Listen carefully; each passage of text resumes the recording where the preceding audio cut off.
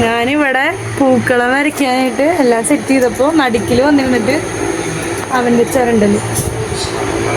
എന്താ പറയാ, ഇവനെ പറഞ്ഞിട്ട് കാര്യമില്ല. പിന്നെ എൻ്റെ വീട്ടിലെ ഏറ്റവും വലിയ പ്രത്യേകത, പൂക്കളിടാനായിട്ട് കുടുംബം മൊത്തം ഒന്നും വന്നിരിക്കില്ല. ഒരാൾ കണ്ടില്ലേ ഫോൺ വിളിച്ചുകൊണ്ടിരിക്കുക, വലിയ അന്താരാഷ്ട്ര മീറ്റിംഗ് ആണെന്ന് തോന്നുന്നുണ്ട്, എനിക്ക് അറിഞ്ഞൂടാ.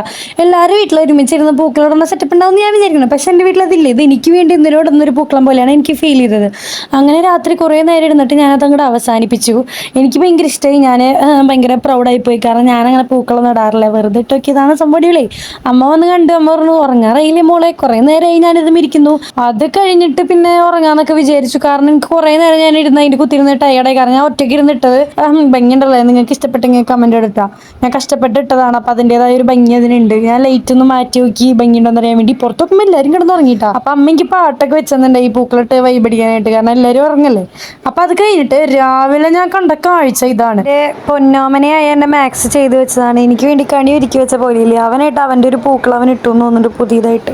ഞാനൊന്നും ചെയ്തില്ല ചേച്ചി എന്നുള്ള രീതിയിലായിരുന്നു അവൻ ഇരിക്കണ്ടായിരുന്നത്. അപ്പം ഇന്നത്തോടെ ഞാൻ പൂക്കളിടൽ നിർത്തി.